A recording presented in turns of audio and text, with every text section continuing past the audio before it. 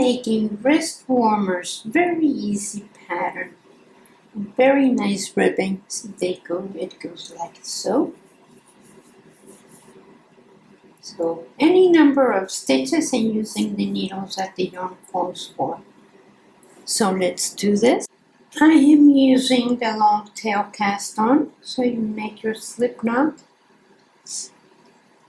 and cast on your stitches. 41 stitches.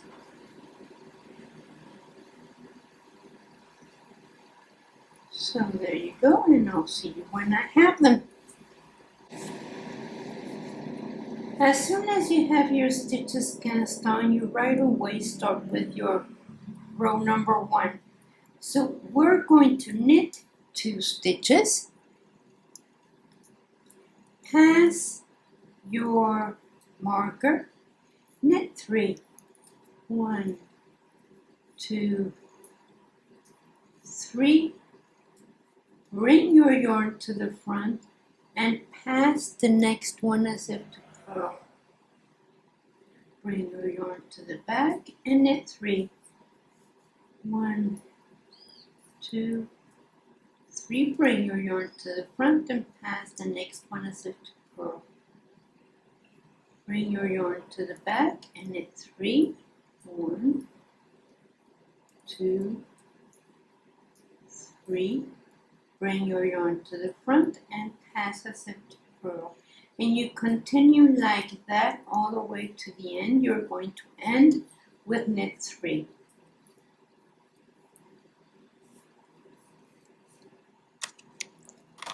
Row number 2, you are going to knit 1, bring your yarn to the front, pass the next one as if to purl, bring your yarn to the back and knit 3.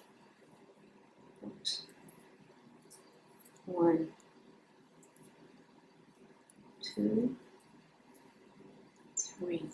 Bring your yarn to the front, pass the next one as if to purl, bring your yarn to the back and knit 3. Bring your yarn to the front, pass as if to purl, and knit 3. And you repeat this all the way to the end. But at the end, you're going to have a knit 1, pass your marker, and knit 2. Binding off in pattern means that you're going to follow the same stitch. So that's 1, 2, 3, 4, 5 knits, and this is a pass as if to purl with the yarn in front. So that's what I'm doing. And knit, bind off. That's 1, knit, bind off. That's 2, knit, bind off, and that's 3. Bring your yarn to the front, pass as if to purl, and then bind off, knit, bind off, knit, bind off, knit, bind off, and pass as if to purl with the yarn in front. And bind off, and you do that all the way to the end of the row. So I sew from the top to the bottom only about an inch, 1.5 inches. And then I make a knot, bring it to the bottom, make a knot in the back, and weave in that end. And I'll see you when I get to the other side. So the way you sew this, let me get this a little closer, is that you go from the middle of that knot there,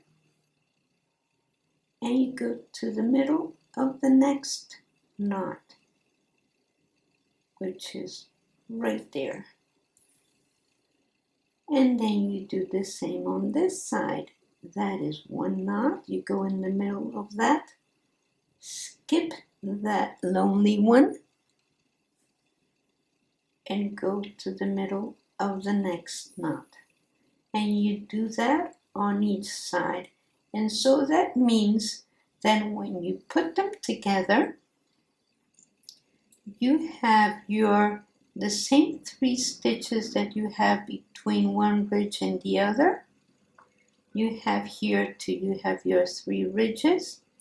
So like that you don't miss on any stitch when you put it together, and it looks nice. So let me finish this and I'll take some pictures. And thank you for watching. Please share us with your friends and like our page and subscribe. Thank you.